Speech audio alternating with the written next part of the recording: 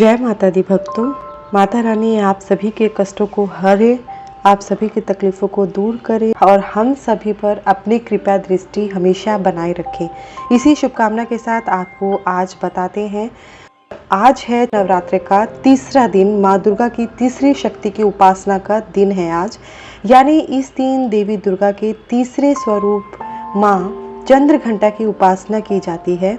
देवी माँ के माथे पर घंटे के आकार का अर्धचंद्र सुशोभित होने के कारण ही इन्हें चंद्रघंटा के नाम से जाना जाता है। माँ चंद्रघंटा जिनका वाहन सिंह है और जिनके 10 हाथों में से 4 दाहिने हाथों में कमल का फूल, धनुष, जपमाला और तीर है और 5वां हाथ अभय मुद्रा में रहता है, जबकि 4 बाएं हाथों में त्रिशूल, गदा, कमंडल और तलवार है और 5वां हाथ वरद मुद्रा में रहता है। उनका स्वरूप भक्तों के लिए बड़ा ही कल्याणकारी है। ये सदैव अपने भक्तों की रक्षा के लिए तैयार रहती हैं। इनके घंटी की ध्वनि के आगे बड़े से बड़ा शत्रु भी नहीं टिक पाता है। देवी चंद्रघंटा हर परिस्थिति में सभी तरह के कष्टों से छुटकारा दिलाने में सहायक है। चंद्रघंटा का अर्थ है जिसके सिर पर अर्धचंद्र घंटे के रूप में सुशोभित है। दुर्गा सप्तशती के अनुसार यह चंद्रमा शीतलता और शुभ्र प्रकाश का प्रतीक माना गया है।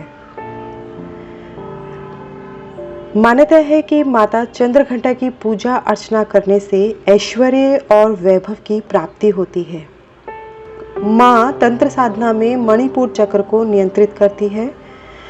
ज्योतिष में इनका संबंध मंगल ग्रह से है, यानी कि जिन लोगों की जन्म कुंडली में मंगल ग्रह नकारात्मक स्थिति में विराजमान होता है, वो लोग विशेषकर माँ चंद्रघंटा की पूजा करें। अब बात करते हैं कि माता को कौन सा भोग लगाया जाता है, किन चीज़ों का भोग लगाया जाता है। तो माँ चंद्रघंटा की पूजा में दूध या दूध से बनी चीज़ों का भोग लगाना चाहिए। साथ ही माँ को लाल सेब व शहद का भी भोग लगाया जा सकता है। माता को लाल रंग बहुत प्रिय है, इसलिए पूजा के समय लाल रंग के कपड़े पहने। ऐसा करने से माँ प्रसन्न होती है और आशीर्वाद देती हैं। माँ की पूजा करने का मंत्र है, या देवी सर्वभूतेषु माँ चंद्रघंटा रूपेण संस्थिता, नमस्तस्यै नमस्तस्यै नमस्तस्यै नमो नमः।